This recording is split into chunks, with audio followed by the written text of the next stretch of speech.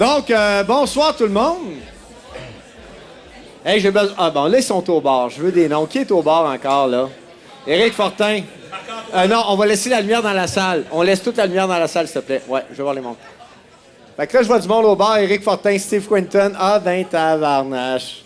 Hey, Jeff, dis au monde de venir de s'asseoir. Moi, j'ai arrêté de parler, là. Déjà, ça, c'est un grand plus. Alors, venez vous asseoir, gang.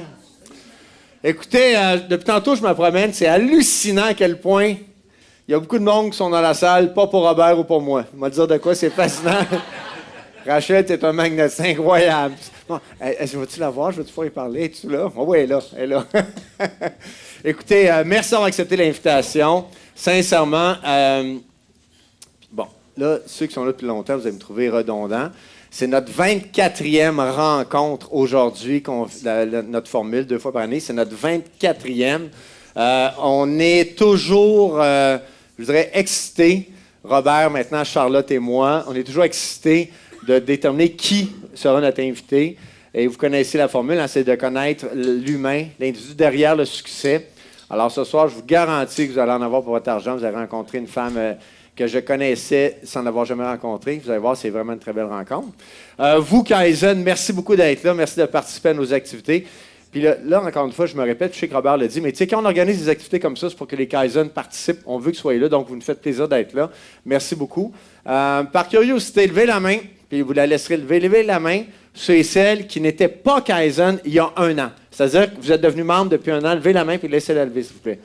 C'est extraordinaire. C'est fantastique. C'est merveilleux. C'est fantastique. Hey, les autres, on les applaudit. Êtes-vous d'accord? On les applaudit.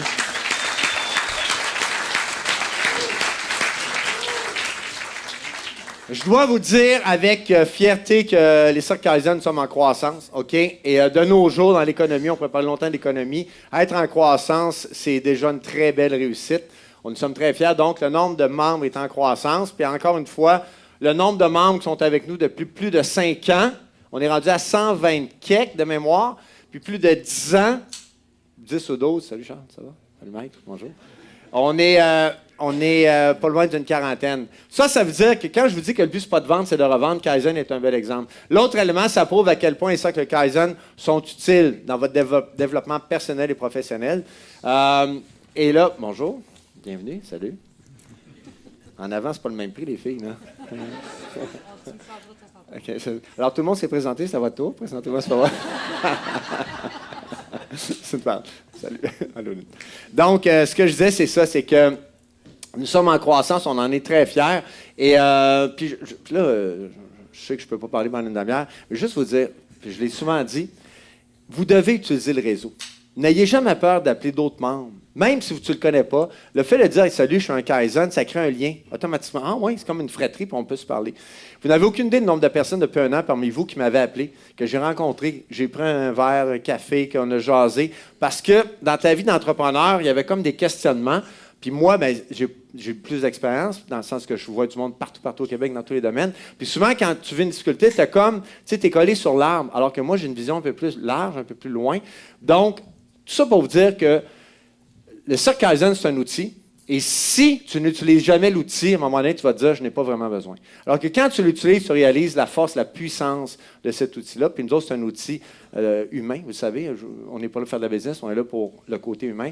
Donc, n'hésitez jamais à communiquer avec moi ou avec d'autres. Il y a des gens dans la salle qui ont beaucoup d'expérience. Il y a des gens tu sais, on est sur une voie, puis il y a des gens dans la salle, grâce à leur âge, qui sont plus loin que vous dans le chemin, donc ils peuvent vous être utiles. Tout ça pour vous dire, n'hésitez jamais à utiliser et puis à parler à des gens Kaizen. L'autre chose, les déjeuners. Participez à vos déjeuners. C'est là que tu réalises encore une fois que ta gang... Puis c'est drôle parce que ça, c'est un défi qu'on a. Quand vous êtes dans un groupe, exemple groupe 2, groupe 4, groupe 6, tu sais, groupe 5, c'est comme ta famille. Tu sais, à un moment donné, on leur dit, tu pourrais changer de groupe? Ah, je ne me tente pas. Ben oui, mais...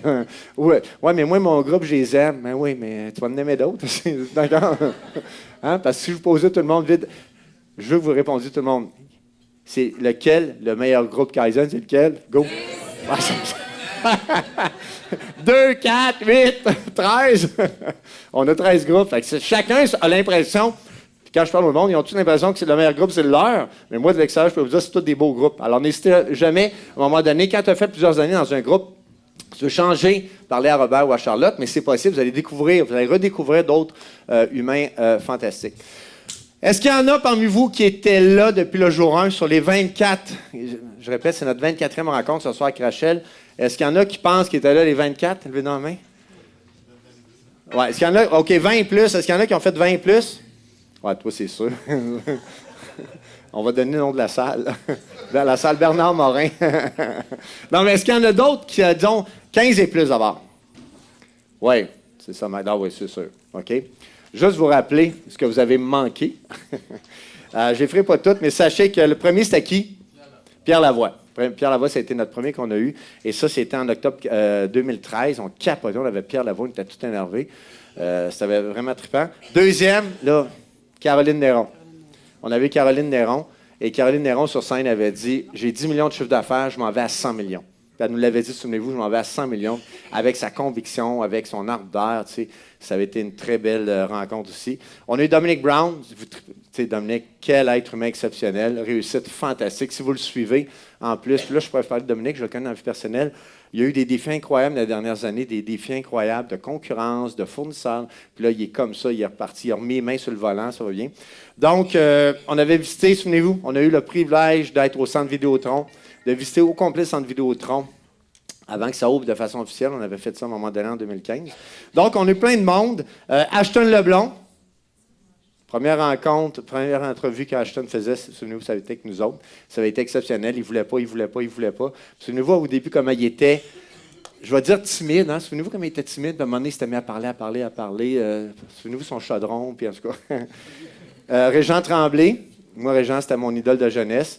J'avais préparé 12 questions pour 75 minutes. C'est ça? Puis j'avais fait 3 questions pour 90 minutes. C'est incroyable comme il jasait, c'est intéressant. Qui était avec nous autres il y a un an aujourd'hui, souvenez-vous? Je parle pas. Au printemps, c'était Annie. J'étais avec Annie ici. Mais il y a un an, c'était qui, souvenez-vous? Non, Salvatore, la famille Abatiello, c'est il y a un an et demi. Non, François Lemieux Assurance. François Lemieux, il y a un an. Non, c'était pas ici. Non, c'était pas ici parce que la salle était... Oui, c'est ça. Donc, la rencontre qu'on a eue il y a un an au Collège Garnier, c'était François Lemieux. C'est drôle parce que François parle beaucoup de réseautage. Je veux simplement vous dire qu'on a une membre Kaizen qui avait un cabinet qui s'est joint à François suite à cette rencontre-là. C'est drôle, la vie, hein? C'est le fun. Tout ça pour vous dire que nous avons eu des gens exceptionnels durant les dernières années. Et encore une fois, l'objectif, c'est de connaître l'humain, de voir le parcours, l'humain derrière le succès. Je trouve que ça donne... Tu sais, ça donne une touche, ça permet de mieux connaître la vie d'un entrepreneur, vous en êtes tous. Donc, sur les recommandations de Charlotte, puis Charlotte, hey, tout le monde a rencontré Charlotte, là? Tout le monde sait ce que Charlotte? Allô, Charlotte? Allô, Charlotte? Ah oui. Notre nouvelle dans l'équipe, on est très fiers que tu sois avec nous autres, ma belle Charlotte. Donc, oui, on applaudit Charlotte. Qui déjà, en peu de mois, nous challenge, Robert et moi, avec des idées, des concepts. C'est vraiment, on est très heureux qu'il soit là. Donc, elle nous a proposé de recevoir Rachel Séguin d'Omi. Levez la main. OK, là, fais ça de même, écoute pas parce que je veux pas. OK, puis on est transparent. Elle n'est pas là, elle nous attend dans le loge, OK? Levez la main ceux et celles, je vais vous poser 2 questions, qui n'avaient aucune idée qui était Rachel. Levez la main. Soyez très à l'aise. Levez la main, OK? Parfait. Est-ce qui ne savait pas ce qu'était OMI, son entreprise, les laboratoires OMI? Vous n'aviez aucune idée. Nancy, ça ne disait rien. OK, c'est fantastique. Ça, c'est extraordinaire. Ça veut dire quoi? Regarde-moi, il reste du marché. OK. Donc, vous allez rencontrer une jeune entreprenante, une jeune femme exceptionnelle. Et là, je vous demande de l'accueillir comme seuls les Kaizen savent le faire. On accueille, elle vient me rejoindre sur scène, Rachel Séguin.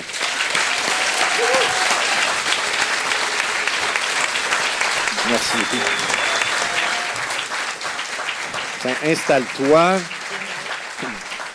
Si tu as besoin de quoi que ce soit, tu me le diras. Absolument. Donc, dans un premier temps, merci beaucoup d'avoir accepté l'invitation. Merci. Non, mais je veux prendre le temps de te remercier particulièrement parce que tu es une jeune femme occupée, tu as une famille, tu es sûrement débordée, tu gères une grande entreprise. Alors, d'avoir choisi de passer ton mercredi soir avec nous autres, c'est vraiment très apprécié. Je l'apprécie, puis j'aime ça pouvoir partager dans ce genre de format-là. Je trouve que c'est tellement plus authentique, puis c'est de connecter avec vous aussi. D'ailleurs, vous n'hésitez pas là, à poser des questions au fur et à mesure. Je pense que c'est ce qui enrichit le plus. Exactement. Alors, vous avez compris, vous avez des questions, n'hésitez jamais. Tu as vu qu'il y a des gens qui ne te connaissaient pas. Oui. Il y a des gens qui ont levé la main. ça. C'est parfait, entièrement. Je veux savoir d'où viens-tu? Qui es-tu? Très, très large question. En Ouais. fait, moi, je suis originaire de Montréal à la base. Ouais. Je viens pas d'une famille d'entrepreneurs, mais j'avais une passion depuis très, très jeune. En fait, du plus loin que je me rappelle, quand je devais avoir 7-8 ans, je faisais déjà des cosmétiques. Fait que, tu sais, c'était vraiment une passion très, très OK. forte. Ouais. Et, à 16 ans, j'ai travaillé fort. Là, je voulais être cosméticienne parce que j'aimais donc ça. Puis rapidement, ben, quand j'ai commencé à être cosméticienne, en fait, j'ai été cosméticienne pendant 7 ans, pendant toutes mes études. Puis, Ça veut dire dans une pharmacie ou ouais. dans un... C'est ça, OK. Dans un pharmaprix, D'accord. en fait. Ouais. Puis, ben, ma passion, c'était lire les listes d'ingrédients. J'étais vraiment, genre, je lisais les listes d'ingrédients. Puis, à chaque fois, je me posais beaucoup, beaucoup de questions. J'étais comme, pourquoi que c'est là-dedans? Puis, bref, déjà, ma première année que j'ai travaillé en pharmacie, j'avais un projet scolaire, puis j'avais créé une ligne de cosmétiques back in the days qui s'appelait Quartz Cosmétiques. Puis j'avais rencontré un chimiste, puis il m'avait fait visiter les laboratoires Dr Renaud. Ah, ben Puis, ouais. ouais. Puis ça a comme tellement marqué mon imaginaire, le fait d'avoir visité un laboratoire. Tu sais, c'est blanc, il y a des vitres partout. Puis tu sais, comme à 16 ans, c'est vraiment impressionnant. À 16 ans, on a tous ce rêve-là. Ouais, non, ouais. Fait que je m'étais dit, hey, un jour, j'aimerais tellement ça, tu sais, créer mes produits avant mon laboratoire. Puis, ça l'a beaucoup, beaucoup influencé la suite, tu sais, de mon parcours puis ce que j'ai décidé de faire. Ça a le fait que j'ai voulu étudier la chimie des cosmétiques et tu sais, des fois, les étoiles sont alignées. J'ai gradué de mon cégep en sciences nature, puis je pensais devoir étudier soit en France ou aux États-Unis parce qu'il n'y avait pas de programme dans tout le Canada en chimie des cosmétiques. Tous les formulateurs, ils venaient d'ailleurs avant, ils venaient surtout de France. Puis, l'année que je gradue, il y a un nouveau programme à Québec de chimie cosmétique qui ouvre. Bon. Je me suis dit, voilà. OK, on va peser sur pause. Ça va être long, OK? J'ai plein de questions.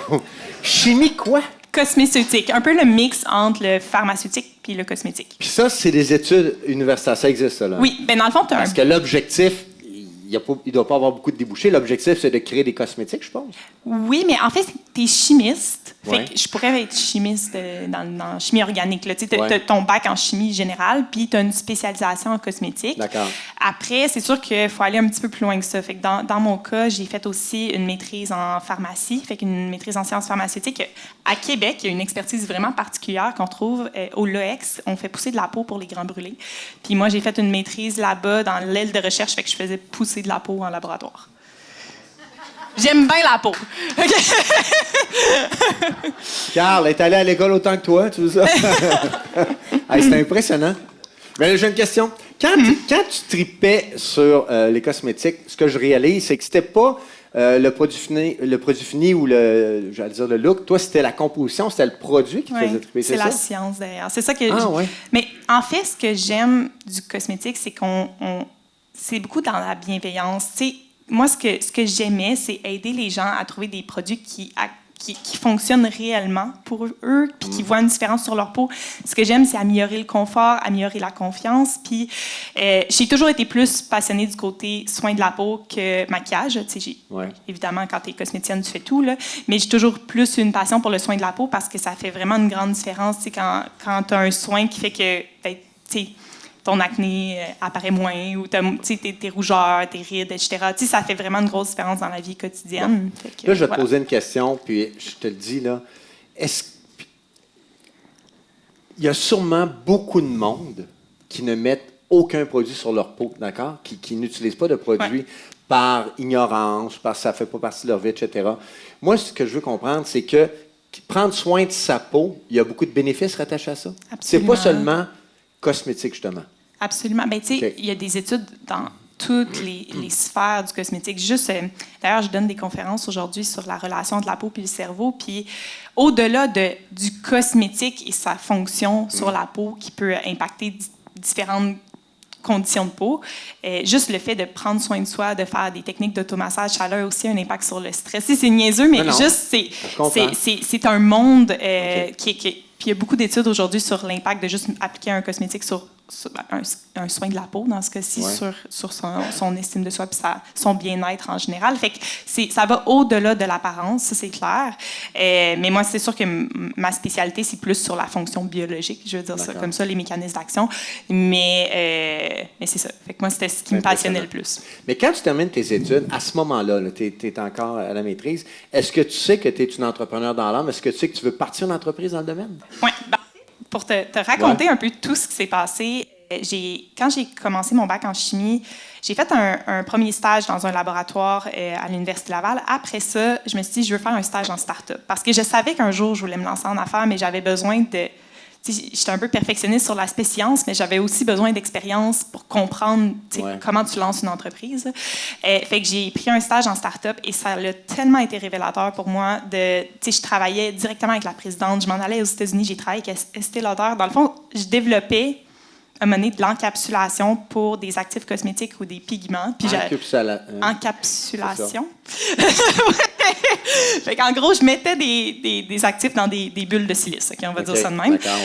Puis, tu sais, du haut de mes 20 j'avais quoi, 20 ans, peut-être 21 ans, tu sais, elle m'avait envoyé toute seule à New York, monter moi-même mes PDF, mes flyers. Tu sais, j'ai beaucoup pris confiance en moi, puis j'ai développé autant le côté marketing que le côté... Tu sais, tu as besoin d'avoir un peu toutes les sphères quand tu lances une entreprise. Puis c'est suite à ça, je me suis inscrite en entrepreneuriat à Laval. À ma dernière année de bac, je me suis dit, là, c'est le temps. Fait que dernière année de bac,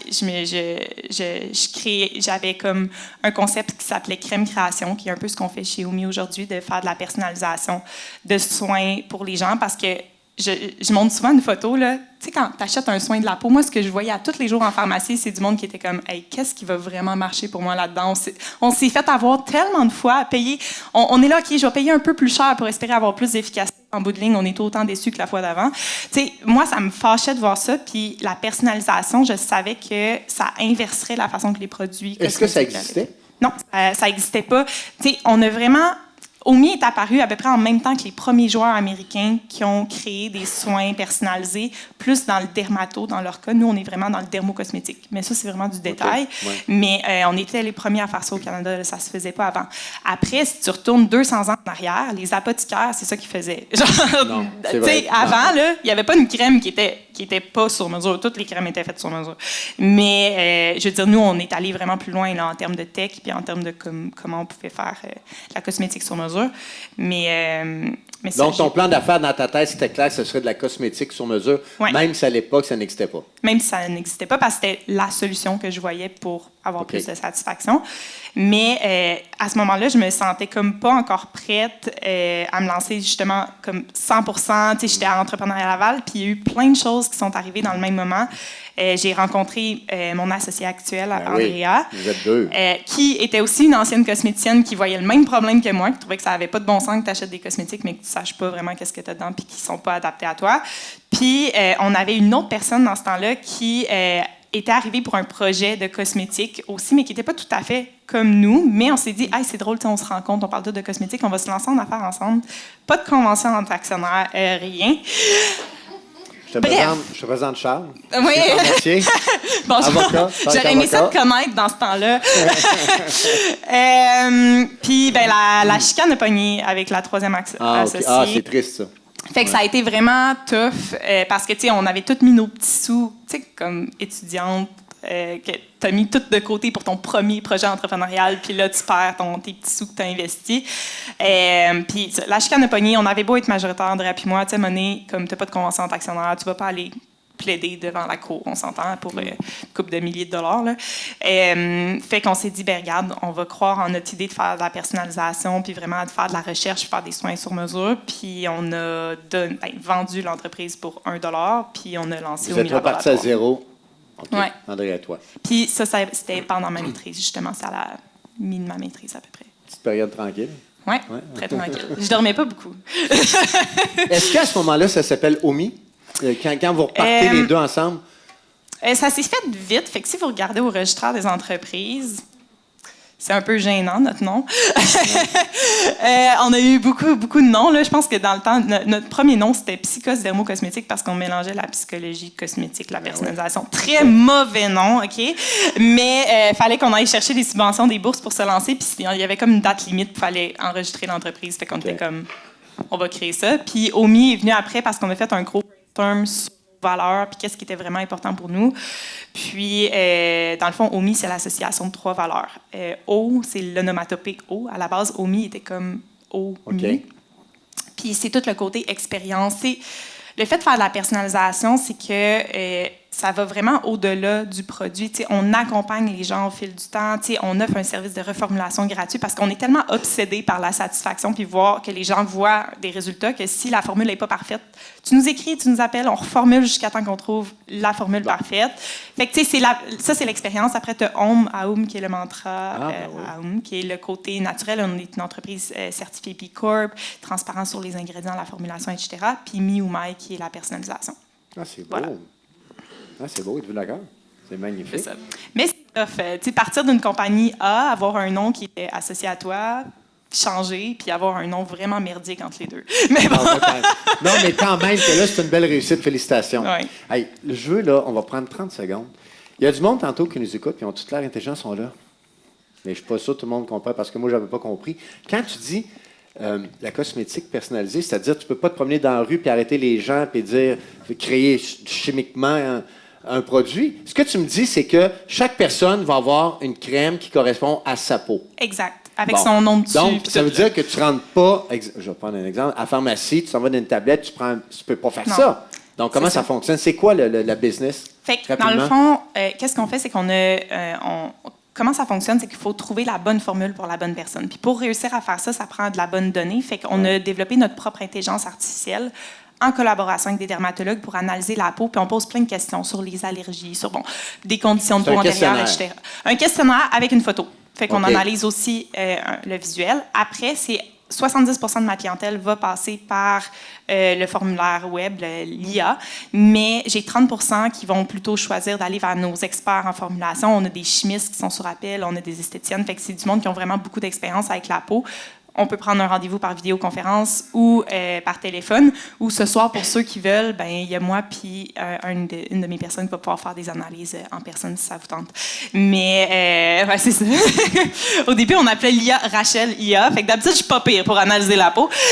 Mais grosso modo, fait qu'on crée la formule sur mesure. Fait que la formule sur mesure, elle va avoir les bons ingrédients actifs, la texture, une odeur si ça vous tente. Il y a toujours l'option sans odeur. Puis on va créer vraiment le mélange adapté pour la personne, que ce soit une crème, un tonique, un sérum.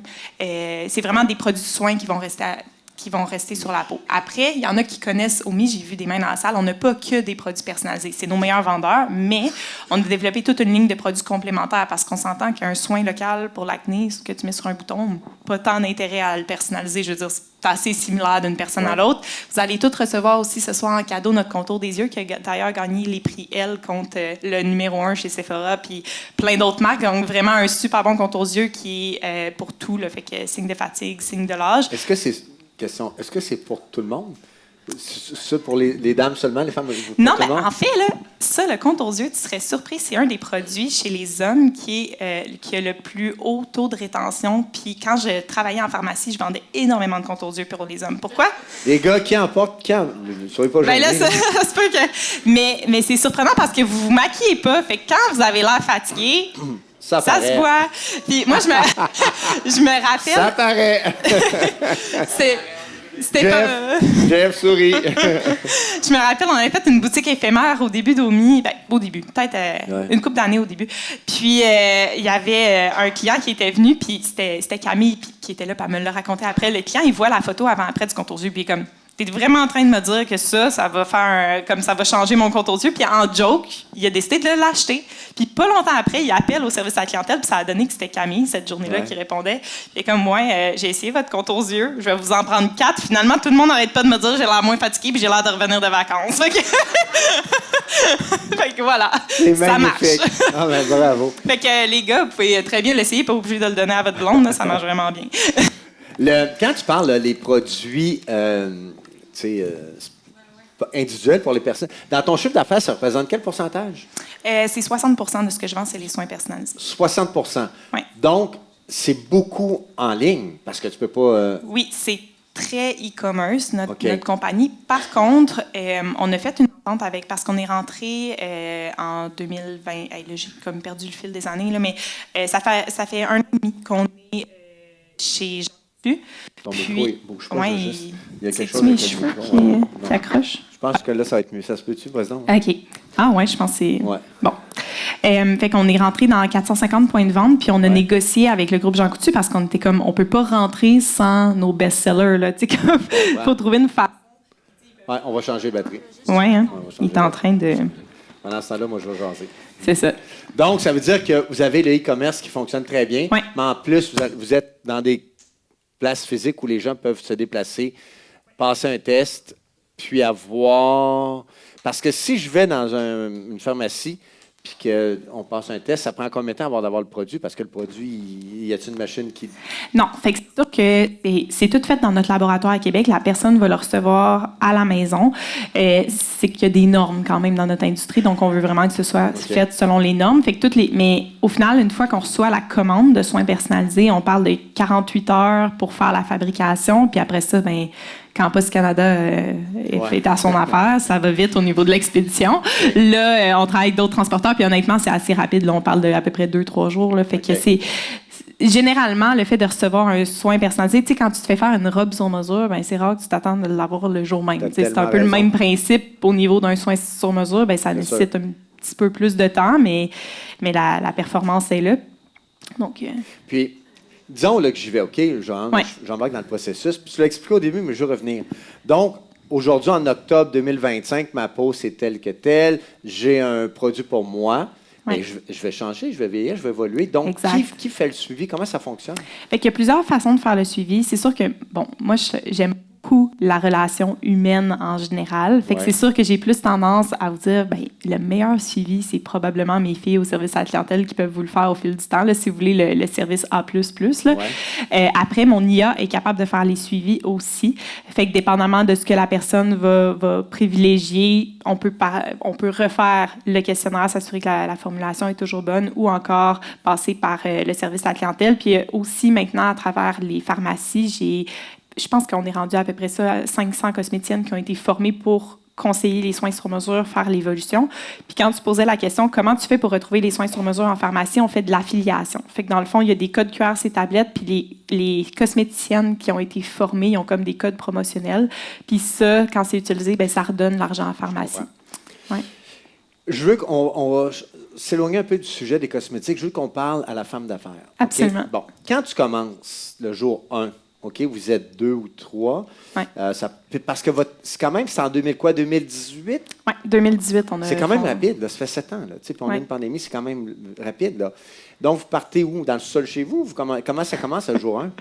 En fait, pendant un petit bout, j'habitais en résidence étudiante. Puis ma chambre de résidence s'est transformée en laboratoire. Puis j'ai dormi pendant presque 1 an avec mon chum du temps dans un lit simple, believe it or not. Fait que oui, la femme d'affaires, genre, c'était quelque chose, le début. Mais rapidement, ça c'était plus dans notre première entreprise. Là, à partir de 2018, j'étais comme, c'est assez, dormir dans un lit simple à 2.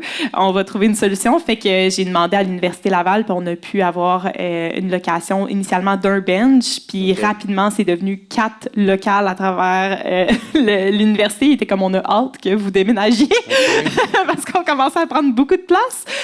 Donc, ça s'est passé comme ça. Je pense que, justement, je dis souvent qu'OMI existe grâce au soutien de la communauté, puis l'Université Laval en a vraiment fait partie de nous aider au départ parce que l'entreprise qu'on a montée est extrêmement complexe. Là, je veux dire, il y a autant de la recherche et développement, de la manufacture, il y a de l'IA, il y a aussi tout le volet marketing à gérer. Il y a comme plein de layers de complexité. La livraison, c'est fou. Là. Fait que, tu sais, pour partir de ce business-là, si on n'avait pas eu du soutien comme ça aurait été vraiment difficile. Puis c'est pas pour rien qu'il n'y a pas une tonne de joueurs dans le cosmétique sur mesure, c'est qu'il y a beaucoup de complexité. Quand vous commencez, Rof, disons, au bout de 6 mois, vous êtes combien d'employés?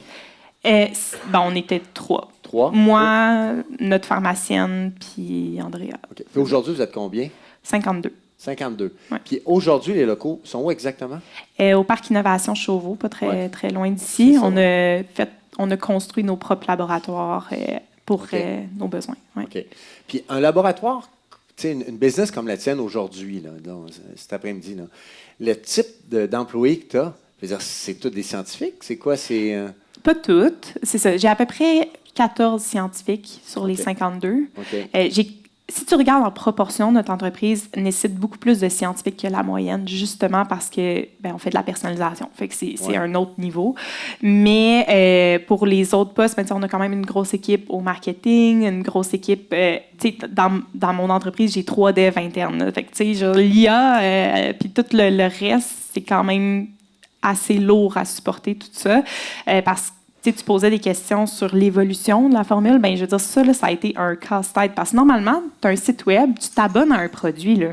Tu t'abonnes au même produit. Le produit, il ne change pas. Fait que là, il fallait comme tout créer des layers par-dessus, genre notre système, pour être capable que le produit que tu t'abonnes, il puisse évoluer au fil du temps. Il y a beaucoup de complexité. Quand tu veux faire les choses très bien, ça apporte un niveau de complexité supérieur. Ça a un coût qui est important, mais ça fait notre élément différenciateur. Mais l'IA, là, parce que tu en parles beaucoup, puis on connaît tous la force. Puis il y a 3 ans, l'IA, c'était pas ça. Là. Non, puis il y a 7 ans encore moins.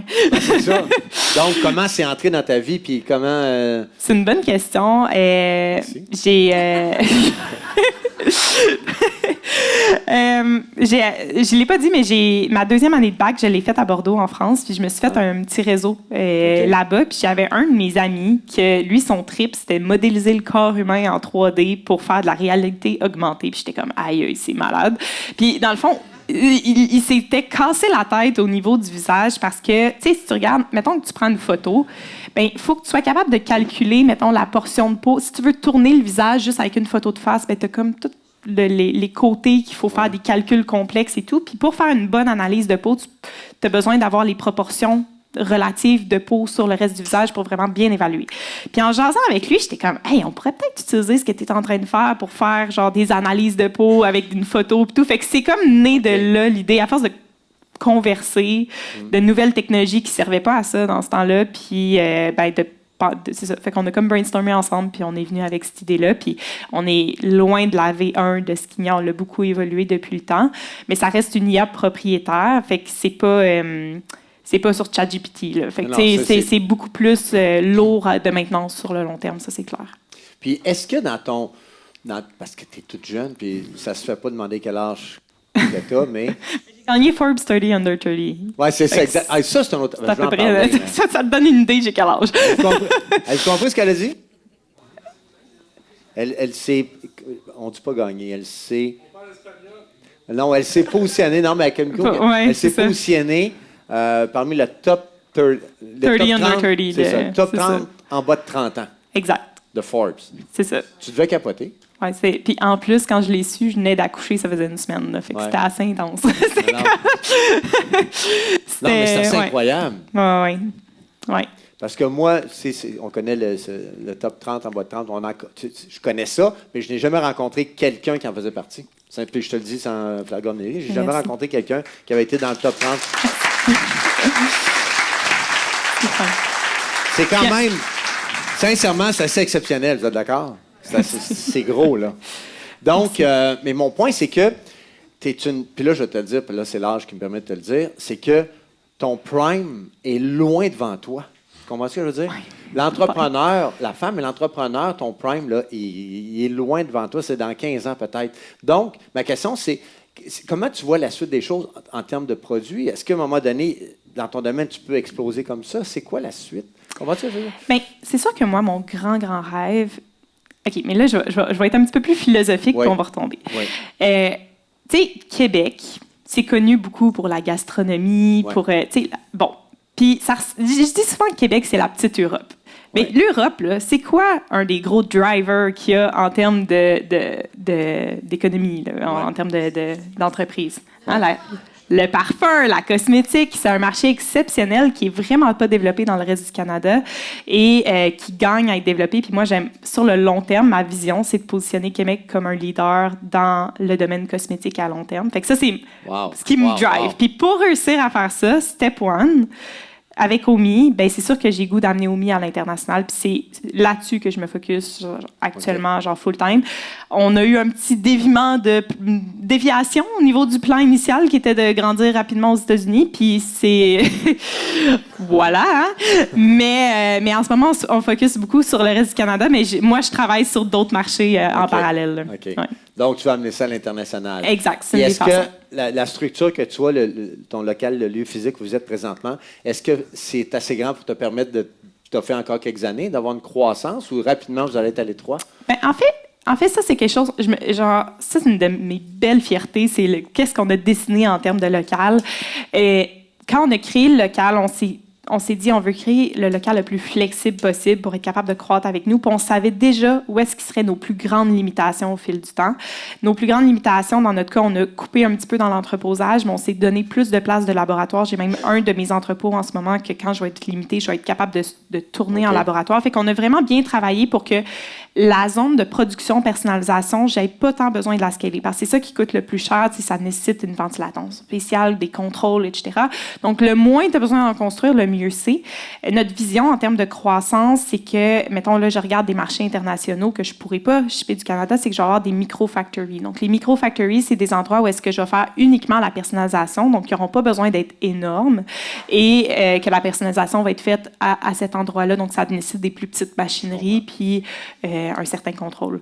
Mais puis en ce moment, ben, on a déjà manqué de place pour l'entrepôt, mais on a un entrepôt externe puis on a des livraisons qui se font à chaque semaine. Puis c'était quelque chose que j'avais vu dans d'autres entreprises avant puis je trouvais très intelligent parce qu'au final, le pied carré, ici, tu le payes plus cher qu'ailleurs en termes d'entreposage. Ouais. En passant, si vous avez des questions, vous n'hésitez pas. Mais je trouve ça fascinant, vraiment, là, parce que c'est quand même peu connu. Je veux que tu me parles de ton expérience. Ça a-tu été un game changer quand vous êtes passé dans l'œil du dragon? Comment ça s'est présenté? Puis est-ce que pour toi, tu sais, on voit l'émission, puis souvent vous êtes associé à quelqu'un qui investit, vous avez comme un investisseur, un ange, pas tout. Comment ça s'est passé, cette expérience-là? Super bien. Je veux dire, tu sais, des fois, il faut vraiment se faire confiance. Puis il y a beaucoup de gens qui nous disaient, les filles, allez-y pas, vous allez vous faire planter. Parce que, dans le fond, notre timing pour passer à Dans l'œil du dragon, c'est que quand on a appliqué à Dans l'œil du dragon, nos soins personnalisés étaient encore en formulation. Ils n'étaient pas prêts. Puis nous, on s'est dit, garde, on va être capable de les lancer pour le passage à l'émission. Puis, avant qu'on lance officiellement nos soins personnalisés, puis tu sais, je sais qu'il y en a qui sont au début du parcours d'affaires, il y en a d'autres qui sont plus avancés, mais nous, vu qu'on n'avait pas beaucoup de sous au départ, il fallait rapidement faire des ventes, mais nos soins sur mesure, ça demandait comme plus qu'une année de recherche. Donc, on avait commencé avec du fond de teint sur mesure. Il y en a peut-être qui ont connu l'étape du fond de teint sur mesure chez OMI. On avait trouvé un partenaire, un laboratoire externe qui nous faisait venir du fond de teint, puis nous, on faisait juste la personnalisation dans des événements, dans des pop-up. Puis c'est ce qu'on avait comme présenté avant la vraie émission dans l'œil du dragon, avant qu'elle soit tournée. C'était comme, ah ouais, on fait du fond de teint sur mesure. Puis là, on a été capable, tu sais, de se préparer pour le tournage, puis d'arriver finalement avec nos crèmes sur mesure. Puis le moment que ça a passé, je pense que c'était au mois de mai, je pense une semaine avant, on lançait officiellement nos soins sur mesure puis notre IA. Fait que, tu sais, c'était un peu stressant, mais ça a super bien été. Puis, tu sais, les dragons avaient embarqué. Puis, je veux dire, ça a été la meilleure chose au monde qu'on ait eu le courage d'y aller. Ça aurait pu virer au vinaigre là, si tout n'avait pas super bien été. Mais au final, ça a été la meilleure chose parce que ce qui coûte le plus cher dans notre industrie, c'est... On est dans une des industries que ça demande le plus de notoriété pour acheter. Beaucoup plus même que le maquillage parce que tu veux pas mettre n'importe quoi sur ta peau. Tu sais, je veux dire, et tout le monde a peur de réagir, tout le monde a peur de faire du bouton. Fait que, tu sais, à un moment donné, genre, faut qu'il y ait un bon niveau de confiance. Puis le fait qu'on passait à l'émission Dans l'œil du dragon, mais ça nous a donné un temps d'antenne qui était assez grand pour pouvoir expliquer nos éléments différenciateurs, qu'est-ce qu'on faisait, etc.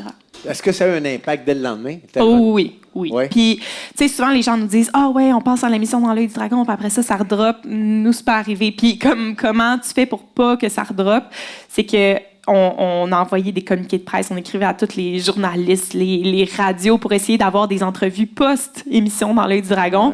Puis, ça l'a comme vraiment starté un aura autour de l'entreprise qui a pu persister au fil du temps.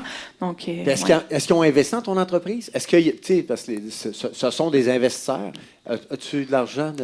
Je dirais que la majorité des deals n'ont pas nécessairement lieu comme à la télévision. Puis c'est souvent une bonne affaire parce qu'en réalité, souvent, tu peux avoir des meilleurs deals dans la vraie vie qu'à l'émission. Fait qu'on a eu vraiment un bon investissement, pas avec eux, juste avant comme l'apparition officielle de l'émission parce qu'il fallait acheter pas mal d'inventaire à ce moment-là parce qu'il fallait être capable de répondre à la demande. Fait qu'on avait fait un montage financier avec un petit investisseur. Là, c'était un petit montant de 50 000, mais on avait pu attacher tout ça dans un plus gros montage financier pour pouvoir financer tout notre inventaire puis pour être prêt lorsque l'émission allait passer. Donc, on a eu un investissement. Parce que vous avez mené une ronde de financement intéressante, là. Oui. Très intéressante. Oui, bien c'est ça. Fait que, comment ça s'est passé, ça?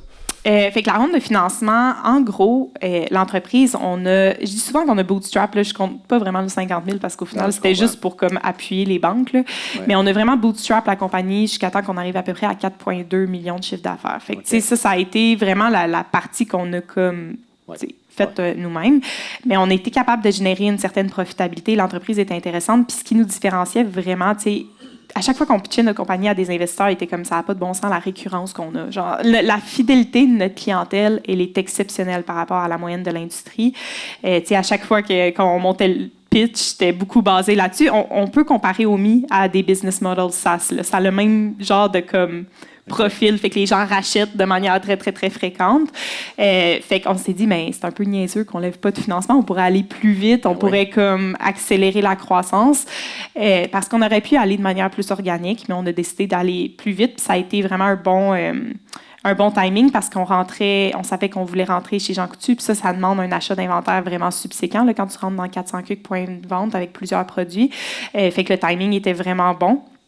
Puis, Andrea puis moi, tu sais, on est jeunes, fait qu'on avait le goût de savoir c'est quoi une ronde de financement. Tu sais, on en entendait parler, puis moi, je dis souvent, l'entrepreneuriat, le plus important, c'est le parcours. C'est pas le but final le plus important. C'est correct, il faut que tu aies un but final en tête, il faut que tu aies une vision, mais il faut que tu apprécies le parcours. Puis moi, j'avais le goût de grandir à travers cette expérience-là d'OMI, j'avais le goût de savoir c'est quoi un board.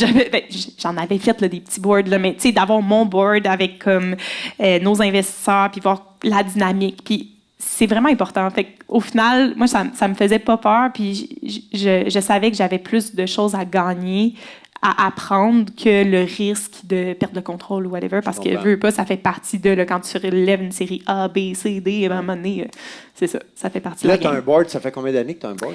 Là? Ça fait depuis, dans le fond, le mise en place en 2023, fait qu'à peu près... Puis est-ce que ce sont, je dirais, les banquiers qui vous ont envoyé les gens ou c'est toi qui as choisi qui sera autour de Fait que dans le fond, notre board, en ce moment, il y a Andrea, moi, il y a 2 des plus gros fonds d'investissement, puis il y a une indépendante. Fait que c'est comme ça qu'on travaille, puis c'est super. Là. C'est fascinant. Avez-vous des questions? Là, vous oh, oui. Hey. Oui. J'ai une petite entreprise qui est certifiée B Corp aussi. Je comprends l'ampleur de ce événement. J'aimerais ça que tu me parles de comment vous avez fait ça, vous autres. C'est une très bonne question, ça aussi. Le B Corp, au début, je vais te dire, là, j'ai été la porteuse de flambeau pendant un bon bout parce que les gens ne savaient pas trop c'était quoi. Okay? Puis, moi, je ne sais pas c'est quoi. Bon, c'est vrai? Non, mais qui ne sait pas c'est quoi? OK, il y a beaucoup de gens. OK, fait que, la certification B Corp, c'est une certification internationale qui va... Moi, je la trouve super parce que dans mon domaine, c'est comme certification végane. OK, fine, mais tu peux quand même dire que tes produits sont véganes sans avoir de certification. De certification non tester ses animaux. OK, aujourd'hui, c'est rendu illégal de tester ces animaux comme... Puis on l'a jamais fait. Bon, après ça, tu sais, il y a plein de petites certifications comme que je trouve qui manquent de profondeur. OK? C'est très en surface. Je veux dire, c'est que... Moi, j'appelle ça du greenwashing. Là. Fait que je trouve pas ça très intéressant. Ce que j'aimais de la certification B Corp, c'est que c'est une certification qui est beaucoup plus connue aux États-Unis puis ailleurs dans le monde. Puis justement, je voulais positionner OMI plus à l'international. Puis c'est une certification qui va analyser toutes les fonctions de l'entreprise, la façon que tu traites tes employés, les salaires que tu leur donnes, le côté environnemental, comment tu gères ton recyclage, ton énergie, tes affaires, tous tes projets que tu vas faire justement pour l'environnement. Ça va regarder tous tes fournisseurs. Je veux dire, ça regarde tout dans l'organisation pour s'assurer. Puis tu es obligé, quand tu es certifié B Corp, de t'améliorer au fil du temps. Fait que c'est un engagement que le board signe, que les employés embarquent, puis c'est vraiment un engagement de l'entreprise d'avoir un impact positif sur la société et sur la planète. Fait que moi, je trouvais que chez OMI, on a tellement mis d'efforts dans plein de petits détails. Ça va jusqu'au... Pour ceux qui ont essayé nos produits sur mesure, ils sont dans un emballage rechargeable. Puis l'emballage, là, il a pris 3 ans de recherche, le maudit emballage-là, parce que je voulais un emballage qui soit rechargeable, qui soit 100% recyclable. Ça veut dire pas de spring de métal dans la pompe, parce que quand tu mets un spring de métal, ça se recycle pas. Quasiment toutes les pompes ont des springs de métal. Après ça, je voulais un contenant qui allait pouvoir être mixé, parce que nous, pour mélanger les soins sur mesure, il y a comme une machine qui le fait, mais ça prend une grande force, puis on peut rien mettre d'additionnel dans le produit. On ne peut pas rentrer une hélice. Fait que toute la forme de la bouteille, c'est super important. Bref, il y avait plein de choses. Puis ce packaging-là, il respecte les 3 R. Fait que, tu sais, je pense que je suis vraiment perfectionniste sur des affaires. Puis ce que j'aimais, c'est que la certification B Corp, elle allait là. Elle allait dans toutes les choses qu'on mettait en place. Tu sais, comme nous, on récupère tout notre matériel de protection individuelle, plein de choses comme ça. Puis on redonne beaucoup de différentes façons. Puis est-ce que sur les produits, c'est un stamp, ça? Est-ce que c'est marqué B Corp à quelque part? Oui. Ben comme c'est ISO dans. C'est comme une. Oui, c'est ça. Okay. Il y a B Corp est affiché. Puis c'est aussi une communauté, la communauté B Corp. Il y a beaucoup d'entraide entre les entreprises. On a fait beaucoup de collaborations avec d'autres entreprises B Corp. Fait que ça va au-delà de la certification quand même. Là. Très intéressant. Il y avait une question, oui? Oui? Ici. Oui, non, mais c'est ici en bas. Vas-y. Ah, l'autre question. Parce qu'elle avait le même en premier. Est-ce que tu viens d'une famille entrepreneuriale? Non, c'est ça. Zéro. Mon père est pompier. J'aime beaucoup la chaleur. J'ai un sauna chez nous. Mais je pense que le côté pompier, l'adrénaline, je pense que ça fait partie un peu du côté entrepreneurial. Avant, je suis aussi quelqu'un qui aime beaucoup les sports extrêmes. Ça, je me suis calmée un peu avec ma fille, là, mais j'ai toujours aimé comme tout ce qui était en hauteur. J'ai fait beaucoup de tissu aérien, de cirque, de trucs comme ça. Je faisais du fil de fer. Je fais encore de la slackline. Fait que, tu sais, c'est le côté plus adrénaline junkie. Ouais. Fait que je te dirais, il y a ce côté-là. Puis ma mère, elle était à la base denturologiste. Fait qu'elle faisait des... ça, c'est mon côté perfectionniste. Ouais. Fait qu'elle faisait des dentiers. C'est ça, des choses comme ça. Là. Fait que, mais elle a été longtemps à la maison parce que quand elle m'a eu des produits chimiques, puis ça lui donnait des grosses migraines. Fait que j'ai eu la chance de l'avoir beaucoup avec moi. Toi. Ouais. Julie? Salut. Moi, j'ai voyagé avec Andrea en 2021, qui était en ronde de financement. Fait que, est-ce que ça venait de Paris quand tu dis que vous avez eu des investisseurs ou ça n'a pas fonctionné à Paris? En fait, dans nos investisseurs, c'est pas nécessairement venu de là, mais dans nos investisseurs, on a Crédit Mutuel, qui est à la base une grosse banque française, mais qui ont leur fonds canadien. Fait que est-ce que ça s'est parlé entre les deux, peut-être, mais je te dirais que la plupart des choses se sont faites vraiment ici à Montréal. Puis j'avais aussi parlé à des fonds aux États-Unis parce que j'allais quand même souvent au New Jersey pour voir certains de nos fournisseurs, entre autres. Puis on parlait avec... Mais au final, ça s'est fait ici. Tous nos fonds d'investissement en ce moment sont canadiens. Fait qu'on a Fonds d'action, Crédit Mutuel, BDC et Axelia. Puis est-ce que, j'ai une question, là tu es allé chercher un gros montant, il y a quelques... Oui. Est-ce que là, déjà, on pense à une deuxième ronde? Ou oui, déjà? Pas tout de suite, là, mais on parle d'à peu près dans 1 an-ish. Un an, c'est demain, ça? Ouais, ça va vite? On le prépare, là. On est là-dessus. Puis c'est les mêmes qui t'ont accompagné lors de la première ronde qui vont continuer? On va peut-être... Ça, c'est tout en discussion, là. Fait que je te dirais, ça veut pas dire, mais ce qui est sûr, c'est que ceux-là qui ont embarqué, ils ont le goût de rembarquer. Okay. Puis dans ton entreprise, là, au bureau, est-ce que tu as quelqu'un au niveau juridique? As-tu quelqu'un au niveau de la comptabilité qui est à temps plein pour ça, pour le financement et tout et tout? Bien, pas juste pour le financement, mais elle nous aide effectivement.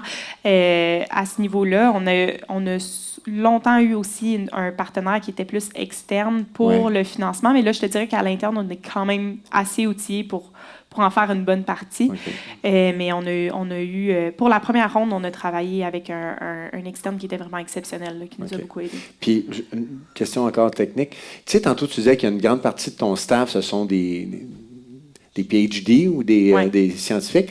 Ça doit influencer énormément ton payroll. C'est des gens hauts salariés, la plupart?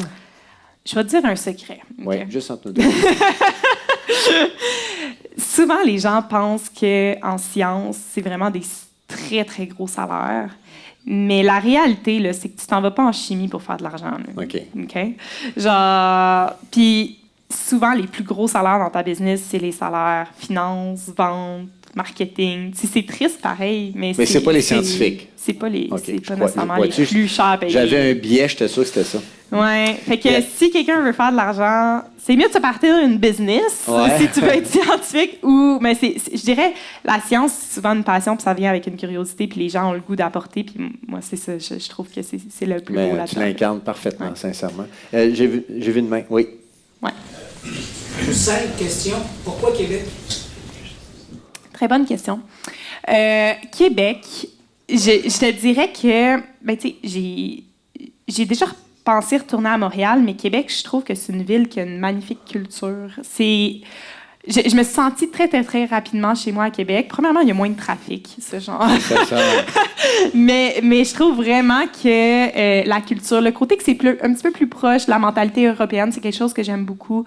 Je trouve je suis quelqu'un qui aime beaucoup la nature aussi, des magnifiques parcs. J'adore aller skier au Massif, grande skieuse. Je manque un peu de temps, là, mais normalement, j'adore skier.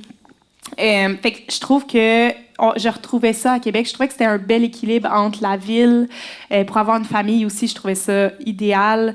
Donc, je dirais que Québec, j'ai vraiment adopté Québec. Je me verrais pas retourner à Montréal, mais j'ai gardé mon téléphone de Montréal, juste pour dire. 5 Bon, on est très content que tu aies choisi Québec, crois-moi. Je veux savoir, parce que là, Tempus Fugit, si vous avez des questions, je vais en prendre d'autres, évidemment. Moi, je veux savoir, c'est beau ce que tu nous dis, puis je suis vraiment impressionné, je te l'avais dit, mais parlons de toi, la femme. Tu as une famille? Oui. Comment tu équilibres ton temps, le sport, la famille, le chum? Non, puis je te le dis avec amour, c'est parce qu'à un moment donné, on a l'énergie de la trentaine où on est invincible, on dit oui à tout. Puis à un moment donné, la vie nous rattrape. Tu comprends? Il faut penser à notre santé physique et mentale, il faut prendre ça. La vie, c'est pas un 100 mètres, c'est un marathon. Puis je te souhaite d'avoir du succès à 40 ans, à 50 ans, puis à 60 ans. Donc, tu sais, il faut quand même... Absolument. Alors, parle-moi de ta vie, sans entrer dans des détails, mais parle-moi de ta vie personnelle, cet équilibre-là, comment ça fonctionne? Bien, je te dirais qu'à la base, je suis très, très bien entourée. Mon conjoint, c'est aussi un entrepreneur, mais c'est un entrepreneur saisonnier. Donc, il travaille pendant la période estivale, puis à l'hiver, ben il m'aide beaucoup. Je vais dire ça comme ça. Là. Avec Omi, là, quand on faisait des pop-up et tout, au début, il était toujours là. Fait que, tu sais, c'est quelqu'un qui est très présent dans ma vie puis qui est très aidant. Fait que ça, c'était extrêmement important pour moi d'avoir un conjoint qui m'encourage dans mes ambitions. Là. Je pense que ça a vraiment fait la différence dans mon parcours parce que je pense que la femme, on a souvent tendance à vouloir donner beaucoup puis à plier plus facilement pour beaucoup de choses. Puis le fait d'avoir mis les bases solides dans mon couple, ben, ça m'a permis... Est-ce que vous êtes connus avant que Omi explose? Ou? Oui, on s'est connus vraiment au début je dirais comme à peu près au moment qu'on a commencé les pop-up avec notre fond de teint sur mesure. Fait qu'on était comme vraiment au départ. C'est bon. Oui, fait que ça le... Puis le fait qu'il soit entrepreneur, ben il comprend vraiment ma réalité. Tu sais, il va comme... Tu sais, il comprend que je pars faire des conférences d'affaires. Tu sais, ça le dérange pas, il s'occupe de notre fille. Tu sais, il est très, très, très présent. Après, je mets pas non plus tout sur ses épaules. Quand on a eu notre fille, tu sais, j'avais déjà un plan de match. J'étais comme, tu sais, même s'il était full-time à la maison, j'étais comme, je vais avoir une gardienne qui va venir au moins 3 jours semaine pour l'aider parce que je veux pas non plus tout déverser sur lui, parce qu'à un moment donné, c'est ma relation qui va payer le prix. Là. Fait que je te dirais, la relation, c'est quelque chose de très, très, très important pour moi. Après, le sport, ben, comme je t'ai dit, j'ai un sauna chez nous. J'adore le sauna cold plunge. Puis quelque chose que j'avais de la misère à intégrer dans ma routine, c'était ben, justement j'ai comme perdu à un moment donné l'intégration du sport, alors que c'était quelque chose de super important pour moi. Puis, avec mon chum, justement, on s'est dit, OK, non, on remet une routine en place, puis on se lève vraiment plus tôt. Puis, je trouvais ça tough, mais le fait que j'intègre le sauna le matin, vu que c'est quelque chose que j'aimais vraiment beaucoup, j'étais comme, là, ça me donne envie de me lever. Parce que, tu sais, des fois, là, t'es comme vraiment brûlé, fatigué, t'es comme, j'en peux plus. Juste de réussir à te lever, ça peut être tough, mais si c'est quelque chose qui te fait du bien, fait que ce que je fais souvent, c'est que je vais courir, puis après ça, je vais aller dans le sauna, ou tu sais, je vais essayer de me faire un genre de mix le matin. Puis ça a fait qu'après ça, ben, je skippais le sauna, j'allais courir, j'allais prendre ma douche, tu sais, fait que douche froide. C'est moins long. Mais c'est ça, fait que des choses comme ça a vraiment été bon. Après, faut pas non plus s'en vouloir les semaines que comme ma fille a pas fait ses nuits jusqu'à 1 an et demi. Là. Fait que, tu sais, à un moment donné, des fois, là, c'est correct, là. Genre, comme, faut être doux avec soi, là. Faut pas trop s'en demander, là. Je pense que c'est des années qui sont difficiles de toute façon. Mais puis c'est de se garder des moments pour faire des activités aussi. Tu sais, moi, justement, j'aime le sport. Je suis grande fan du Canadien aussi. Je viens d'aller voir un des matchs les plus exceptionnels à Montréal. Oui, t'étais là la semaine passée. J'étais là dans le match. T'es pas parti avant la fin, non? Non, je suis pas partie. J'étais là, qu'est-ce que vous faites à partir? Fait que tu sais, genre, se permettre de faire des activités parce qu'il faut avoir du plaisir aussi. Ouais. Tu sais, c'est pas juste la job, là. Fait qu'à un moment donné, il faut... As-tu besoin de beaucoup de sommeil? Avant, non. Depuis que j'ai ma petite avec le sommeil entrecoupé, il faut que je me donne plus de temps qu'avant parce que vu qu'il est entrecoupé, il est de moins bonne qualité. Fait que, avant, je revenais sur 5-6 heures, pas de problème. Aujourd'hui, il faut quand même que je me prévoie à peu près 8 heures parce que souvent, il est coupé. Fait que je suis pas capable. Est-ce que tu es une couche tôt, lève tôt? Il a fallu que je le change, mais moi, je suis une couche tard, lève tard en temps normal. Avec Andrea, là, c'était fou. On travaillait la nuit, ça avait aucun maudit bon sens. Mais l'affaire, c'est qu'avec un bébé, c'est un peu plus tough, ce rythme-là. Puis il y a le chum aussi qui rentre dans tout ça si je veux le voir, puis je travaille juste ce soir, puis lui, il faut qu'il se couche tôt. À un moment donné, ça marchait pas, là. Fait qu'il a fallu que je me... Mais je suis pas mal convaincue que plus tard dans ma vie, je risque de devenir une couche tard, lève tard, parce que je trouve que c'est là que je suis plus performante créative, en général. Ouais. Est-ce qu'il y a des questions? Wow, on se calme. Oui, en arrière. Je me demandais, j'ai comme deux questions, là, mais je me demandais, quand on parle de produits personnalisés, est-ce que c'est des gammes définies, puis les gens, dans le fond, qui vous donnent des informations sur leur bureau, ou c'est vraiment un produit personnalisé à chaque fois, pratiquement à 100%? Une question, excuse-moi, je vais poser, c'est est-ce que le fait qu'on vit dans une ville qui n'était pas nécessairement très la cosmétique, est-ce que ça a été un défi au niveau de la main-d'œuvre? Parce que ça fait juste 7 ans, c'est quand même court de trouver les bonnes personnes puis de les faire évoluer avec vous au niveau RH en faisant des corps en même temps. C'est quand même un méchant. Au niveau, mettons que je commence par la main-d'œuvre, je te dirais que le timing était bon parce qu'au final, le programme de chimie cosmétique avait ouvert. Il n'y avait pas vraiment de place à Québec pour. Tu sais, on est le seul laboratoire vraiment de cosmétique à Québec. Fait que, tu sais, les gens veulent faire des stages, des choses. Fait qu'on a été capable d'aller chercher beaucoup de stagiaires rapidement. Pas longtemps après, le premier DESS en cosmétologie, soit plus formulation à Chicoutimi, a ouvert. Fait que ça aussi, ça nous a créé un bon bassin de main-d'œuvre. Après, on a aussi eu de la main-d'œuvre française qui avait une expertise un petit peu plus nichée parce que juste des étudiants, des fois. C'est sûr. C'est ça. Fait que des fois, on a besoin d'un petit peu plus d'expertise. Fait qu'on est allé chercher aussi des gens en France. Pour ta deuxième question, au niveau de la personnalisation, c'est sûr que c'est encadré dans certains barèmes. Fait que j'ai un certain nombre d'actifs, j'ai un certain nombre d'odeurs, j'ai un certain nombre de textures, puis je vais créer le bon mélange. Mais ça fait que chez Omi, il y a plus de formules de crème que dans Sephora au complet. Là. Fait que c'est sûr qu'on est capable de trouver la bonne formule pour chaque personne. Après, c'est sûr que je peux pas tout créer à l'infini parce qu'à un moment donné, ça prend quand même un certain standard. Là. Ouais. Ça prend des tests et tous les produits sont testés. J'ai une question.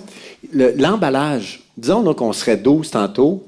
Tu me corrigeras. Disons qu'on est 12 à passer le test. Donc, on reçoit chacun une crème personnalisée. Tu es d'accord?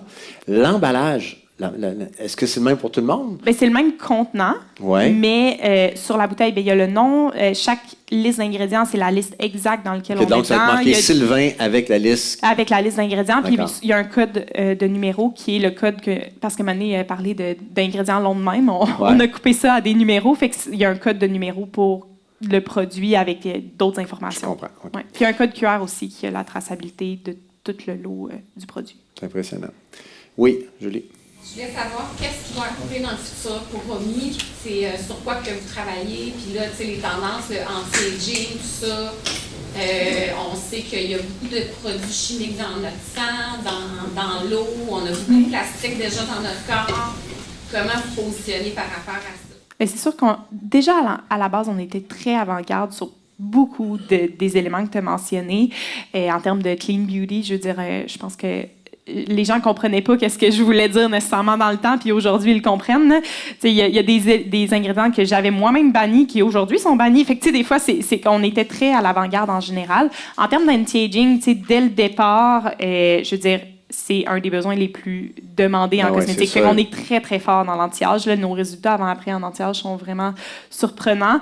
Après, notre mode de commercialisation actuel, vu qu'il est beaucoup sur le web, les gens sont comme, OK, faites-vous vraiment de l'anti-âge? Oui, on en fait. Puis notre clientèle la plus fidèle, c'est notre clientèle anti-âge. C'est juste que des fois, en ligne, on va moins le voir parce que la publicité web est plus adressée 40 ans et moins en général. Je comprends. Il y a un plus gros bassin, fait que c'est pour cette raison-là. Mais on est très, très fort dans l'anti-âge. Après, c'est ça. Fait que, dans notre routine, on a comme notre tonique personnalisée, entre autres, qu'on vient de lancer. C'est comme le soin ultime anti-âge. Si vous voulez en essayer un qui est vraiment, vraiment impressionnant. Celle-là, on a utilisé des ingrédients qui sont myorelaxants, en tout cas des choses qui vont jouer vraiment sur les muscles, des ingrédients apaisants aussi, parce qu'aujourd'hui, l'inflammaging, c'est quelque chose qu'on connaît beaucoup. Mais je pourrais te donner une conférence au complet là-dessus, fait que je vais essayer de ne pas m'éterniser, mais on est très, très fort en général. Puis je pense que tu avais une autre question, mais je pense que je l'ai oubliée. Ben, c'était plus le futur, l'innovation. Oui, le futur. Ben, tu vises international, Ouais. tu veux grandir. Oui, puis tu sais, vu qu'on travaille avec des nouvelles formulations chez Omi, on a fait des découvertes assez exceptionnelles qui pourraient ouvrir des nouvelles branches chez Omi dans le futur. Fait que ça, c'est quelque chose qui me motive. Tu sais, je reste une scientifique au fond de moi. J'aime ça quand on trouve des choses puis qu'on les exploite. Fait que je vous dirais, restez au courant dans les 5-10 prochaines années, ce qu'on va sortir du lab. Ça va être... T'as une question ici. Tu disais dans le fond que quand tu es passé à l'aide du dragon, après ça, ça avait quand même explosé, si on veut. Est-ce que tu as comme un ordre, un chiffre dans la première année, est-ce que ça avait changé au niveau de ton entreprise? Ou un pourcentage. My God, là, je l'ai comme pas en tête parce que ça fait quand même un bon bout de temps, mais tu sais, c'est une affaire comme... On devait avoir 20-30 000 de ventes avant, puis là, on était dans pas loin de 1,4 million la première année. Là. Je veux dire, ça a comme fait... c'est ça, mais on a lancé l'organisation, fait que ça a vraiment fait un gros shift. Là. Fait que, ouais. C'est impressionnant. D'autres questions? Oui. Oui, OK. Moi, j'avais une question concernant ta phase d'expansion. Normalement, vous êtes passé de 3 à 52 là, dans les débuts. Tu as toujours un deal, tu as toujours le curseur passé entre tes dépenses pour tes revenus, tout ça, pour essayer de rester un peu OK. Est-ce que tu peux nous conseiller, si tu as des conseils à nous donner sur dans quelle priorité engager certains corps de métier, comme par exemple l'IT, marketing, la partie peut-être juridique? À quel niveau de croissance de l'entreprise que là, tu peux dire j'engage? Oui, parce que tu sais, ils ne rapportent pas de la valeur. Moi, je comprends. Ça prend du cash flow, là, parce que lui, il n'augmente pas les ventes. Tu en as besoin pareil. Comment tu juges ça? C'est ça. Ce qui est important de comprendre, c'est qu'il ne faut pas négliger les ressources que prenne un employé à l'interne. C'est vraiment au-delà du salaire. Fait que si...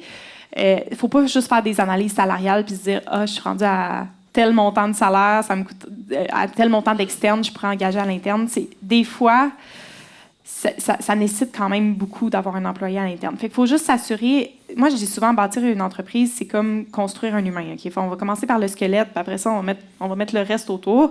Fait qu'il faut vraiment que tu partes de tes fonctions qui sont différenciatrices de ton organisation. Qu'est-ce qui fait que ton organisation va être concurrentielle par rapport au reste?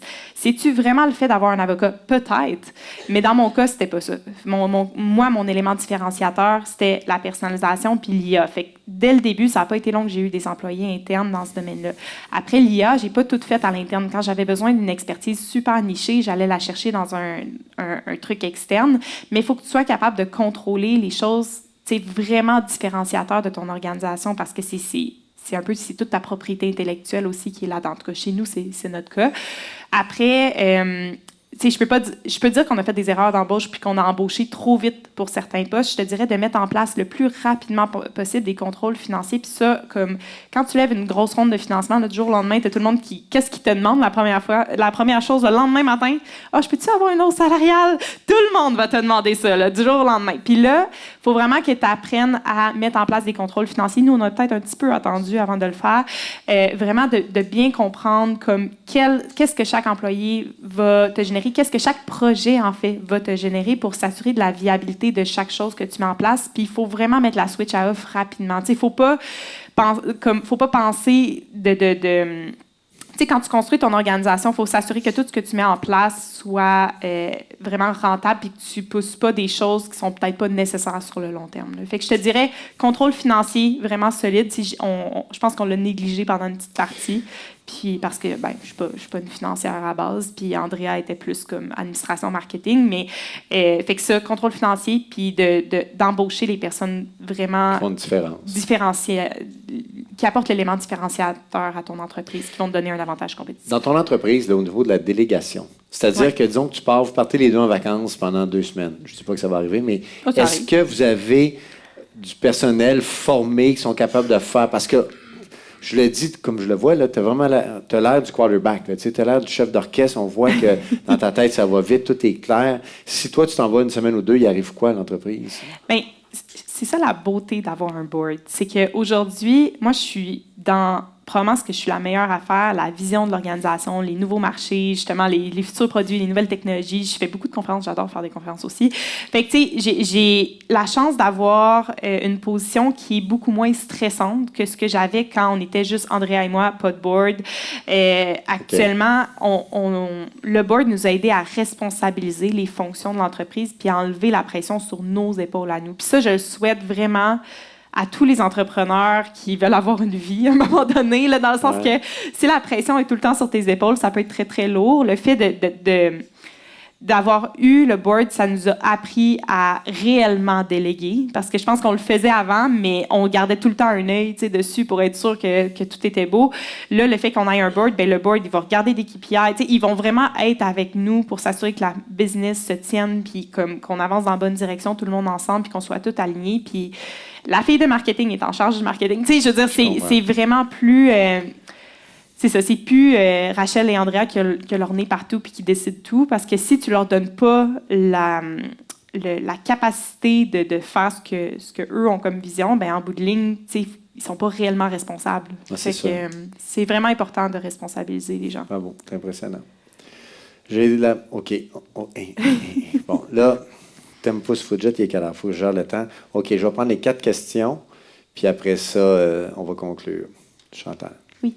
Dans le coup, vous avez plus de produits que Sephora, à quand la gamme pour nos pré-ados et ados qui sortent de chez Sephora puis s'en allent? Bien, on en a déjà beaucoup qui viennent chez nous. T'sais, on a des produits qui sont... Bien, il y en a certains qui prennent du personnalisé, des cas où est-ce que des jeunes... J'en ai une récemment, 12 ans, eczéma, elle savait pas quoi faire, puis elle est venue chez nous, puis comme on a vraiment trouvé un... Fait que, tu sais, j'en ai des plus jeunes. Je dirais souvent, c'est quand ils ont des conditions de peau, bien, ils peuvent facilement venir chez nous. Conditions de peau, je parle tendance acnéique, tendance à eczéma, sensibilité, etc. Là, il y a toutes sortes de cas. Après, juste une crème hydratante, on en a des crèmes hydratantes vraiment de base aussi. Fait que, tu sais, on répond déjà à une clientèle plus jeune, puis on fait très attention à ce qu'on va leur recommander, parce que, justement, ce que j'aime pas, moi, que je vois chez les jeunes, c'est en ce moment, là, j'ai d'ailleurs parlé beaucoup de ça, chez les jeunes, on voit une augmentation des dermatites périorales, justement parce qu'ils se mettent beaucoup trop de produits, beaucoup trop forts, notamment du rétinol. Je veux dire, devrait pas, là. Genre, c'est des traitements, là, comme... attendez un petit peu. Fait qu'il y a beaucoup de désinformation, puis je pense que ce qui est intéressant avec nous, c'est qu'on va faire un accompagnement, puis on va justement recommander des produits qui sont réellement adaptés à eux. C'est un beau marché, ça aussi. Parce que, tu sais, c'est une fidélisation de clientèle. C'est sûr. Si tu découvres, si les jeunes te découvrent à 15-16 ans, tu es là pour c'est sûr. longtemps. Il y avait une question, oui. Oui, bien moi, je veux avoir ta vision par rapport aux produits naturels versus les produits créés en laboratoire. Je t'explique ma question. Okay? Moi, je suis parfumeuse. Puis, il y a des gens qui me disent « Ah oui, mais utilises-tu juste des produits naturels? » Là, je leur demande, mais pourquoi tu veux avoir des produits naturels? Le produit naturel, ça peut être pas mal plus dangereux qu'un produit de synthèse. Là, là, je leur dis, toi, tu mettrais-tu du radium sur la peau? Ah ben non, ouais, mais c'est naturel, ça. Oui. Il y a bien du greenwashing. Oui, tout le temps dit, les produits naturels, c'est bon, alors que ton produit de synthèse, il est fait exactement... La molécule. C'est ça, la molécule, pour pas briser ta peau, pour ci, pour ça. C'était une... Donc, tu as répondu à la question ou tu avais une question? Mais je peux... Non, mais tu avais raison. Oh, ouais. Oui. Dans le fond, moi, j'ai une philosophie c'est très bon. Intermédiaire. Je vais l'appeler comme ça, dans le sens que la beauté, souvent, d'aller vers un ingrédient d'origine naturelle, puis je vais vraiment spécifier là-dessus, c'est qu'au niveau environnemental, des fois, tu vas avoir moins d'impact négatif. Moi, quand je parle d'origine naturelle, on va parler beaucoup de biotech, puis il y en a beaucoup en parfumerie. D'ailleurs, je suis très, très, très biotech. Ma vision, quand j'ai créé OMI, on retourne en 2017-2018, la mode, c'était 100% naturel, 100% bio, puis moi, j'étais comme non.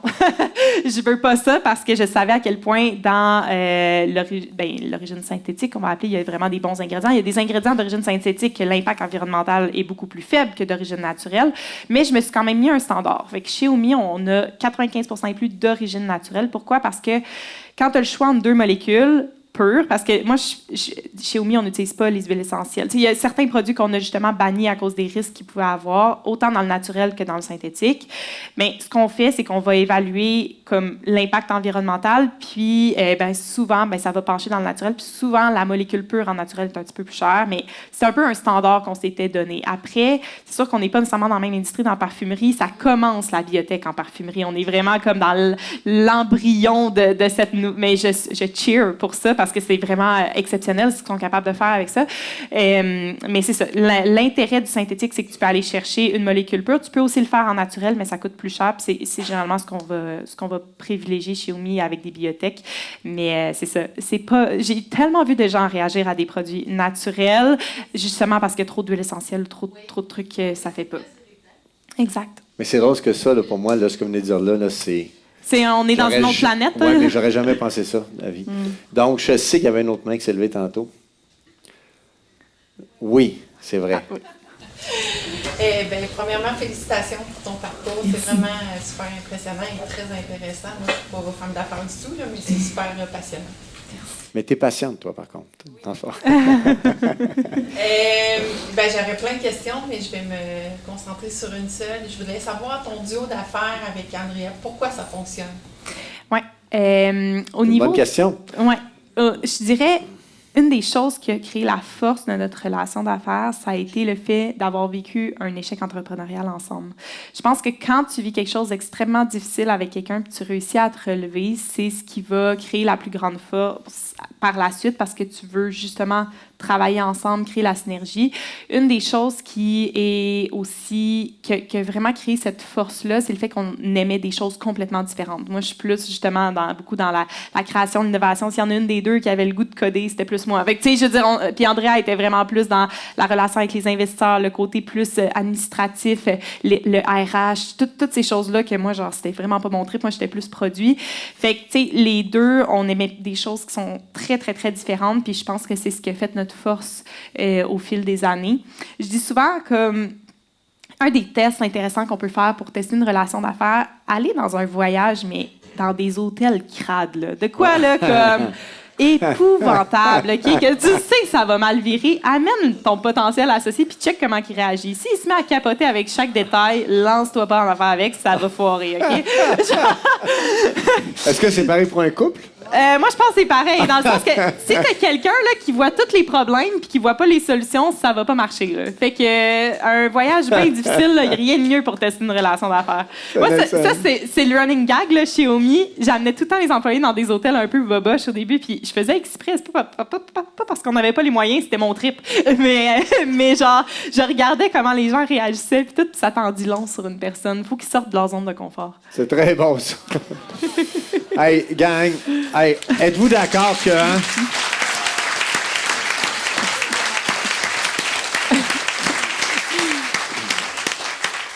Écoute, Rachel, puis je vais le dire, là, on a eu de très belles rencontres ici sur scène au fil des ans avec des gens, mais t'es vraiment, je dirais, ma pépite d'or. Mais voyons! Non, mais je te dis, moi, là, je connaissais le nom, je connaissais un peu, mais jamais je n'avais pris conscience de l'ampleur de votre entreprise, mais aussi de tes qualités entrepreneuriales et de femmes qui sont exceptionnelles. Êtes-vous d'accord?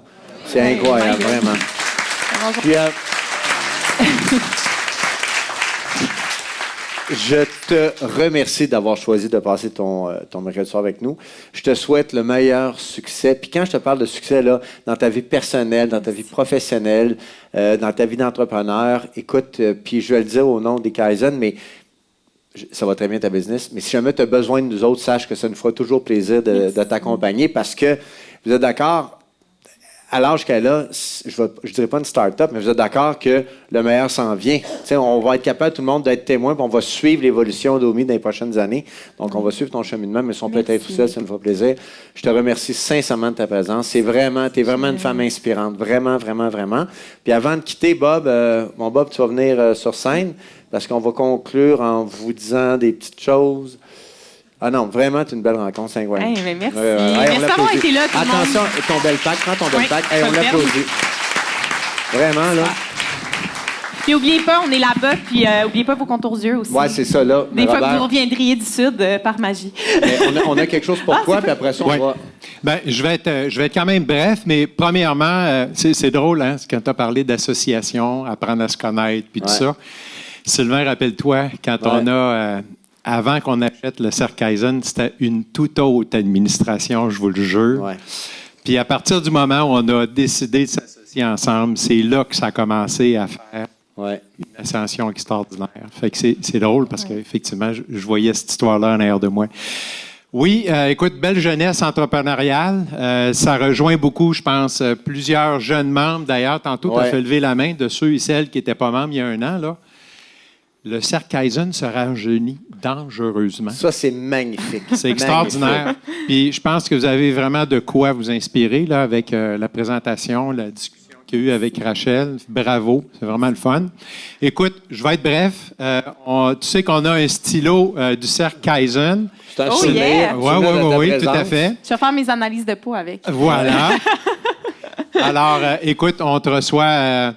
comme étant une membre du Cercle Kaizen, officieusement et officiellement. Ouais. C'est une belle plume. Écoute, les membres doivent faire au moins 5 ans pour se mériter ce stylo-là, tu vois. Ouais. Il y en a qui attendent après. 1h15 avec nous, puis c'est suffisant. Alors, merci beaucoup. Soit dit en passant, les membres, ce qu'on voulait vous dire, merci d'avoir été présents. Vous savez, quand on organise des activités comme ça, c'est le fun de les organiser, mais c'est le fun quand ça participe. Alors, merci pour votre participation. Ce soir, naturellement, on vous attend avec un cocktail. Naturellement, il y a une consommation qui vous attend au bar. Et aussi, naturellement, il y a une petite crème aussi, contour de Dieu aussi. Hein? Vous avez un échantillon sur la table juste en sortant. Pas un échantillon, un vrai, là. Un gros format. Là. Un gros format, oui, le format. Alors, on vous fait un cadeau, tout le monde. Alors, vous avez une crème, pas un échantillon, une crème qu'on vous offre. Oui. Et... Toi? Ben, c'est ça, on va avoir une photo avant et après. Pour vrai, là, toi, Bernard, tout le monde m'a dit, j'aurais dû prendre des photos avant-après. Fait que faites-le, s'il vous plaît. Voilà. Et je veux que tu nous parles aussi de le truc là, à ton kiosque là-bas. Oui. Puis d'ailleurs, Xavier, veux-tu faire... Xavier qui est genre... J'ai fait beaucoup d'analyses de peau, mais Xavier est vraiment exceptionnel. Il est avec moi ce soir. J'étais comme, ça me prend Xavier avec moi. Fait que sachez qu'il est là puis il va pouvoir m'aider. Donc, ce soir, on peut avoir des analyses de peau. Vous pouvez venir me voir. Puis vous avez un rabais aussi à soir si vous avez le goût d'acheter des cadeaux pour vous ou pour des amis.